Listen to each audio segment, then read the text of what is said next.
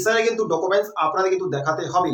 SIR কিন্তু নতুন অবশ্য আপডেট নিয়ে এসেছি নির্বাচন কমিশন। আপনারা অলরেডি ভালো করে জানেন আজকে কিন্তু এসআইআর কিন্তু সমস্ত কাজ কিন্তু কমপ্লিট করার দিন। আজকেই কিন্তু অবশ্যই নির্বাচন কমিশন থেকে নতুন অবশ্য আপডেট এসেছে বিএলও অ্যাপে। প্রত্যেক অবশ্য বিএলও অ্যাপে কিন্তু নতুন আপডেট এসেছে, দুটো অবশ্য নতুন আপডেট এসেছে। দেখতেই পাচ্ছেন পরিষ্কার করে আমার দু সাইডে কিন্তু অবশ্য স্ক্রিন কিন্তু অবশ্য দেওয়া আছে। এই দুটো কিন্তু অবশ্য আপডেট কিন্তু বিএলও অ্যাপে থেকে চলে এসেছে।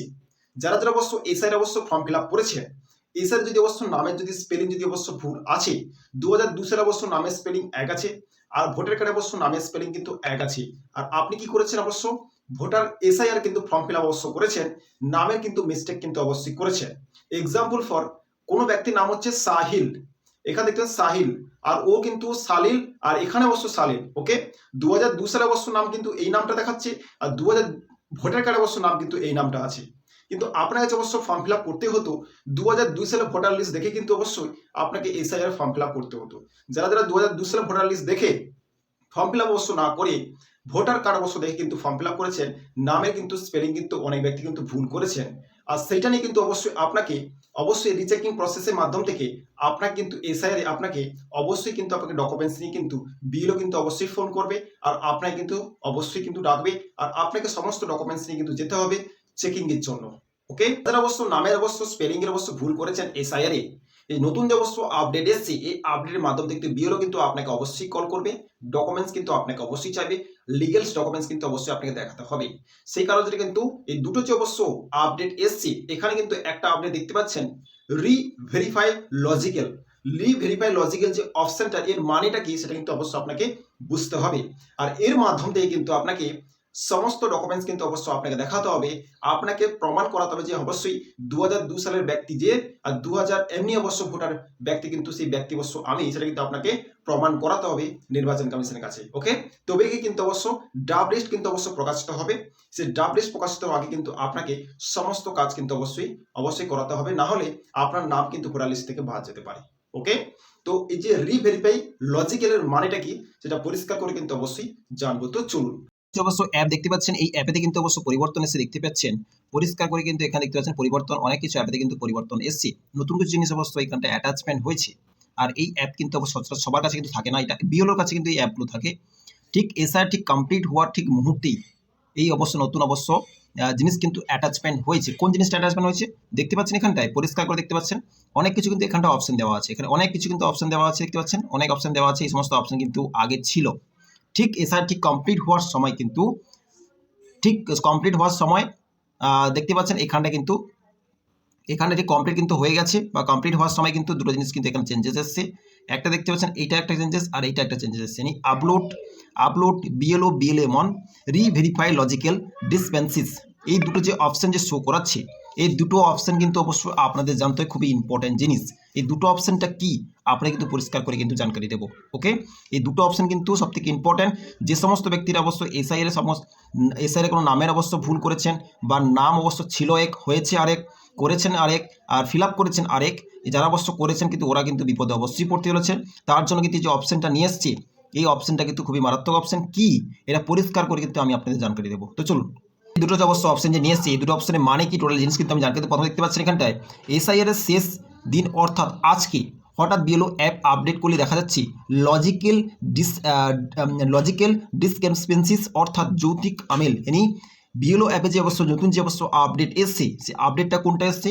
লজিক্যাল ডিসক্রিপেন্সিস, এই আপডেটটা কিন্তু অবশ্যই এসছে বিএলও অ্যাপে, আজকে অবশ্যই এসছে।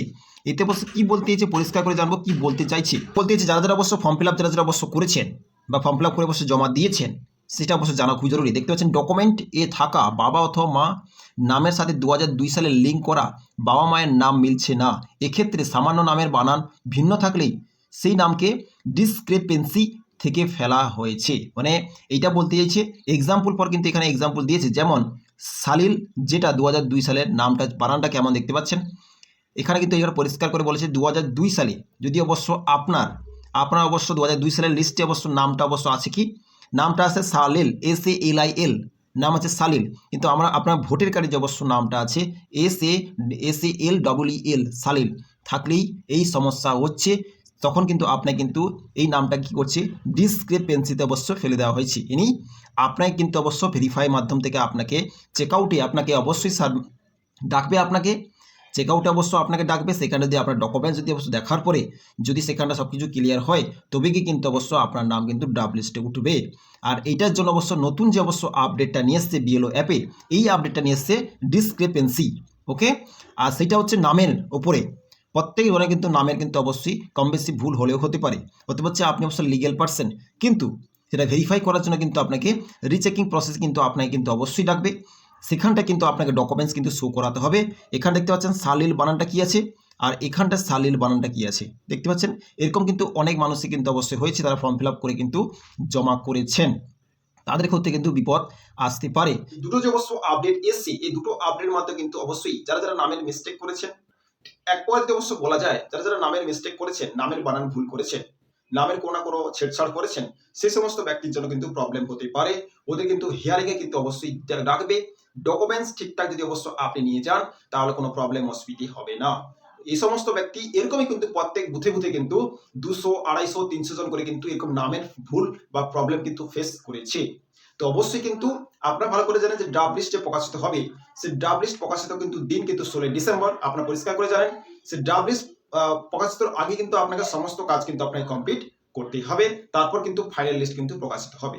ওকে, তো পরিষ্কার করে কিন্তু নির্বাচন কমিশন যে অবশ্য আপডেটটা নিয়ে এসছে, এতে কিন্তু অনেক ব্যক্তির অবশ্য নাম বাদ দিলেও দিতে পারে। তো আপনার কাছে যদি সঠিক ডকুমেন্ট যদি আছে, যদি হিয়ারিং যদি অবশ্য আপনাকে ডাকে, আপনি সঠিক ডকুমেন্ট যদি অবশ্য দেখাতে পারেন যে এই ব্যক্তিটা আর এই ব্যক্তিটা সেম ব্যক্তি, অবশ্যই কোনো না কোনো মিস্টেক অবশ্যই হয়েছে, যদি অবশ্য প্রমাণ করাতে পারেন তো অবশ্যই আপনার নাম কিন্তু ড্রাফট লিস্টে কিন্তু উঠে যাবে। ওকে, ড্রাফট লিস্টে উঠে যাওয়া মানে কিন্তু আপনার ফাইনাল লিস্ট কিন্তু কমপ্লিট হয়ে গেছে। যাদের অবশ্য প্রবলেম হবে, প্রবলেম হচ্ছে, আপনি আপনার ডকুমেন্ট সঠিক করে যদি দেখাতে পারেন তাহলে কোনো প্রবলেম নেই। যদি সঠিক করে না দেখাতে পারেন তাহলে কিন্তু আপনার প্রবলেম হতে পারে। ওকে, ভিডিওটা প্রত্যেক ব্যক্তি কিন্তু অবশ্যই শেয়ার করে দেবেন, খুবই ইম্পর্টেন্ট ভিডিও। নামে যদি কোনো মিস্টেক করেছেন, কোনো ভুল করেছেন, চাই আপনার নাম, আপনার ফাদার্স নেম, যে কোনো নাম যদি অবশ্যই ভুল করেছেন, সেই ভুল যদি অবশ্য করে থাকেন তাহলে কিন্তু অবশ্যই প্রবলেম হতে পারে। অবশ্যই বিএলও কিন্তু আপনাকে আজ অথবা কাল কিন্তু কল করতে পারে, অবশ্যই কিন্তু মাথায় রাখবেন। আর ভিডিও প্রত্যেক ব্যক্তি কিন্তু অবশ্যই শেয়ার করে দেবেন। ওকে, দেখা হচ্ছে নেক্সট টপিকে, নেক্সট ভিডিওতে। ভালো থাকবেন, সুস্থ থাকবেন। So thank you.